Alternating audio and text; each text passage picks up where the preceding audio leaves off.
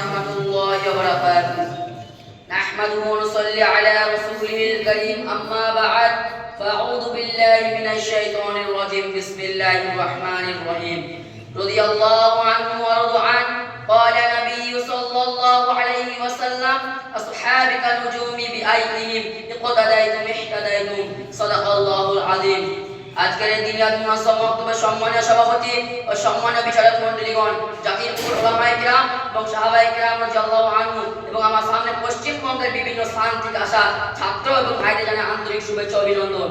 বক্তৃতা শুরুতে এসে মহান আল্লাহ রাব্বুলের জন্য শুকরিয়া জ্ঞাপন করি, যিনি আমাদেরকে সুস্থ সবল শরীরে এই ইসলামিক মজলিস আসার এবং বসার তৌফিক দান করেছেন। এর জন্য সকলেই বলে আলহামদুলিল্লাহ। লক্ষ্য করি দরুদ সালাম এসে মহামানবের প্রতি যিনি সর্বশ্রেষ্ঠ, তার প্রতি ছোট করে দরুদ সালাম সাল্লাল্লাহু আলাইহি ওয়াসাল্লাম। প্রিয় বন্ধুগণ, আজকে আমার বিষয় হলো যে ইসলামী সভ্যতা বনাম পশ্চিমা সভ্যতা। আল্লাহ রাব্বুল আলামিন যদি আমাকে তৌফিক দান করেন তাহলে আমি এই বিষয় নিয়ে কিঞ্চিত পরিমাণ আলোকপাত করব ইনশাআল্লাহ। প্রিয় বন্ধুরা আমরা সর্বপ্রথম জেনে নিই ইসলামী সভ্যতা কি এবং তা আমাদের কি শিক্ষা দেয়। ইসলামী নিয়ম নীতি অনুযায়ী জীবন পরিচালনা করার নামই হলো ইসলামী সভ্যতা। যখন সারা দুনিয়া জুড়ে ছিল অন্যায়, অবিচার, জুলুম, নির্যাতন, হানাহানি, মারামারি, রাহাজানি, হত্যা, খুন সর্বদাই লেগে থাকতো। এমনকি তারা নিজ সন্তানকে নিজ হস্তে জীবন্ত দাফন করে ফেলতো। তারা নিজ সৎ মাতাকে তারা বিবি বানিয়ে নিত। তাদের জিনা ব্যভিচার ছিল নিত্যদিনের অভ্যাস।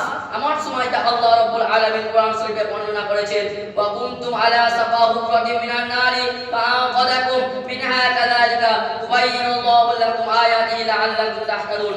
তোমরা সকলে অগ্নিকণ্ঠের নিকটবর্তী ছিলেন, সেখান থেকে তোমাদের উদ্ধার করা হয়েছে।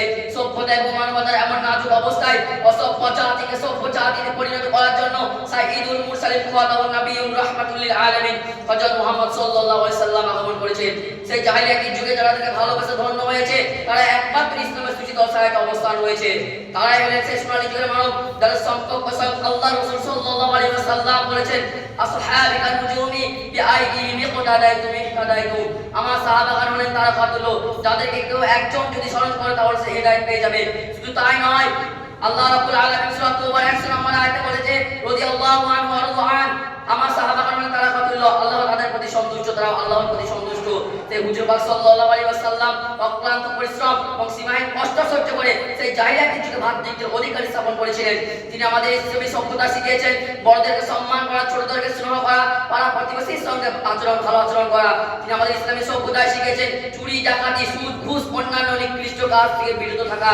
তিনি আমাদের ইসলামী সভ্যতায় শিখিয়েছেন নারী জাতিকে পর্দায় থাকা। তিনি আমাদের ইসলামী সভ্যতায় শিখিয়েছেন শিক্ষকদেরকে সম্মান করা, বড়দেরকে সম্মান করা, বাবা মায়ের খেদমত করা।